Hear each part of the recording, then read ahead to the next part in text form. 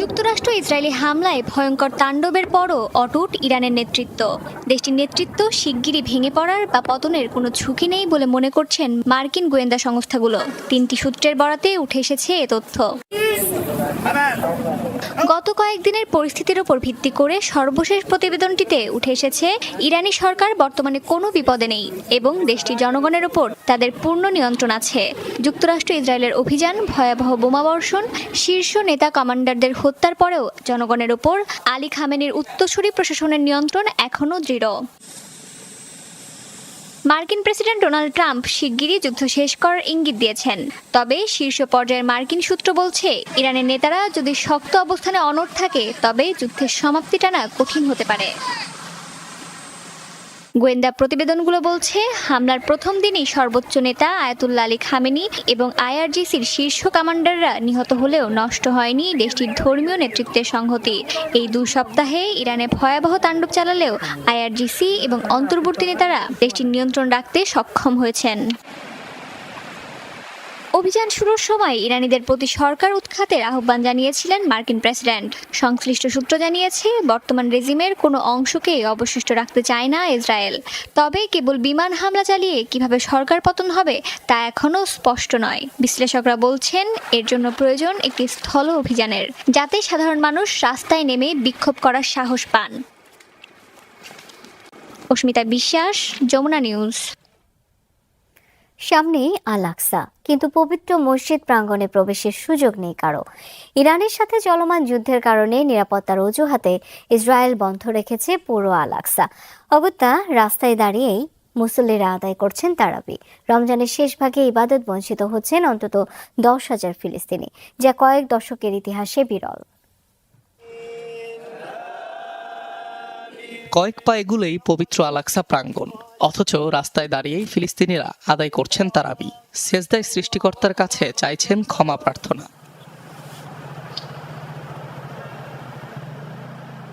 রমজানের শেষ 10 দিন নাজাতের এ সময় আল-আকসায় থাকার কথা উপচে পড়া ভিড়, অথচ যুদ্ধ পরিস্থিতির দোহাই দিয়ে কঠোর বিধিনিষেধ দিয়ে রেখেছে ইসরায়েল। মসজিদ প্রাঙ্গণে খা শূন্যতা।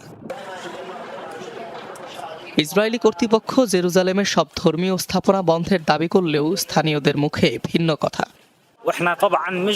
আমরা ইসরায়েলি পুলিশের নির্দেশের বিরুদ্ধে নই, কিন্তু অন্য স্থানগুলো খোলা রয়েছে, সেখানে সবাই সমবেত হচ্ছেন। আল-আকসায় নামাজ আদায় করাও আমাদের অধিকার। কিছুটা ভিন্ন আবহে হচ্ছে এবছরের রমজান। হোম ফ্রন্ট কমান্ডের নির্দেশনা অনুযায়ী আল-আকসা বন্ধ। এটা রাজনৈতিক কোনো কারণ নয়, জীবন রক্ষার্থে সিদ্ধান্ত। মিসাইল, মসজিদ, সিনাগগের পার্থক্য বোঝে না। হাজার হাজার প্রার্থনাকারীদের জন্য জায়গাটি মোটেও সুরক্ষিত নয়। তারা জড়ো হলে উল্টো বিপদ ঘটতে পারে। ফিলিস্তিনি সংবাদ সংস্থা বলছে, 1967 সালের পর থেকে আল-আকসায় এমন নিষেধাজ্ঞা বিরল। সম্প্রতি 8 আরব ও মুসলিম দেশ বিষয়টি নিয়ে প্রতিবাদও জানিয়েছে। চলতি রমজান মাসে সর্বোচ্চ 10,000 ফিলিস্তিনিকে আল-আকসায় নামাজ পড়ার অনুমতি দিয়েছিল ইসরায়েল। অনিক রহমান, যমুনা নিউজ। গাজায় গণহত্যার জেরে আন্তর্জাতিক বিচার আদালতে ইসরায়েলের বিরুদ্ধে দক্ষিণ আফ্রিকার দায়েরকৃত মামলায় যুক্ত হয়েছে নেদারল্যান্ডস ও আইসল্যান্ড। বৃহস্পতিবার আদালতটির আইনের 63 ধারার অধীনে মামলায় হস্তক্ষেপের জন্য ঘোষণাপত্র জমা দেয় দেশগুলো। এতে গাজায় শিশুদের উপর চালানো হত্যাযজ্ঞের নির্দিষ্ট করে তদন্তের দাবি জানায় নেদারল্যান্ডস। এছাড়া গণহত্যার সুষ্ঠু তদন্তের আহ্বান জানায় আইসল্যান্ড। 2023 সালে আন্তর্জাতিক বিচার আদালতে মামলাটি দায়ের করে দক্ষিণ আফ্রিকা, যেখানে ইসরায়েলের বিরুদ্ধে গণহত্যার অভিযোগ আনা হয়। অপারেশন গজব-লিল হকের অংশ হিসেবে আফগানিস্তানে আবারও বিমান হামলা চালিয়েছে পাকিস্তান। শুক্রবার রাতভর আফগান তালেবানদের লক্ষ্যবস্তুতে হামলা চালায় পাকিস্তানের সশস্ত্র বাহিনী। এ সময় ক্ষতিগ্রস্ত হয়েছে আফগান প্রশিক্ষণ শিবির এবং সহায়তা অবকাঠামো।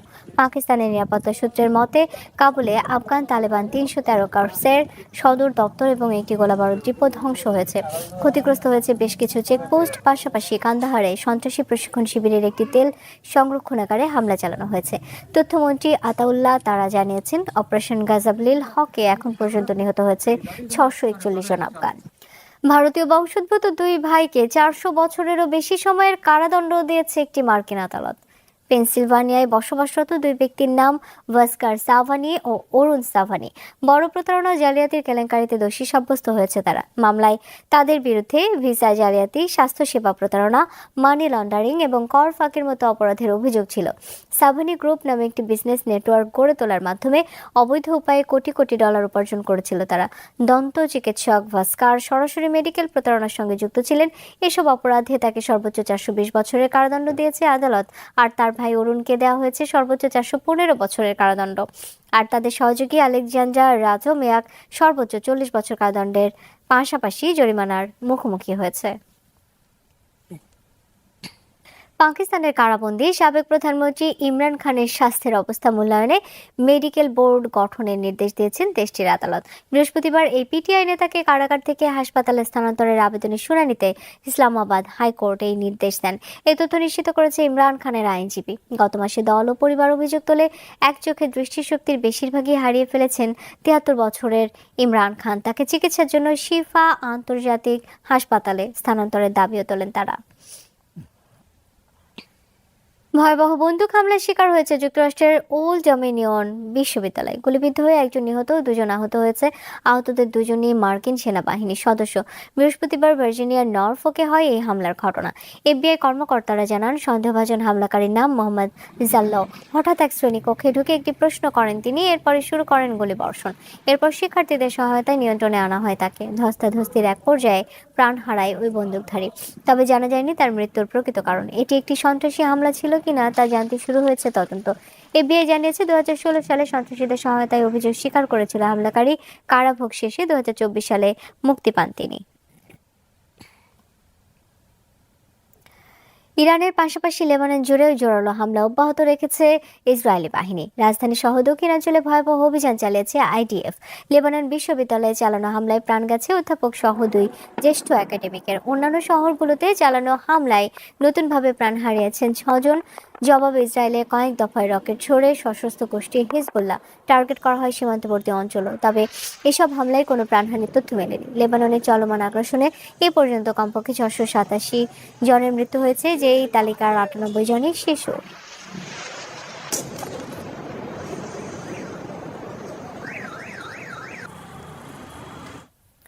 যুক্তরাষ্ট্রের মিশিগানে সিনাগগে হামলা চেষ্টার অভিযোগে এক ব্যক্তিকে হত্যা করেছে নিরাপত্তা বাহিনী। কর্তৃপক্ষ জানায়, ডেট্রয়েটে অবস্থিত টেম্পল ইসরায়েলে গাড়ি দিয়ে হামলার চেষ্টা করা হয়। হামলাকারী 41 বছর বয়সী লেবানিজ বংশোদ্ভূত আইমান মোহাম্মদ গাজালি।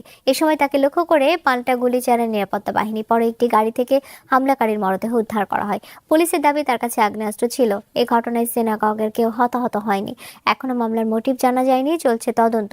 2011 সালে আইমান যুক্তরাষ্ট্রে পাড়ি জমালেও নাগরিকত্ব পান 2016 সালে।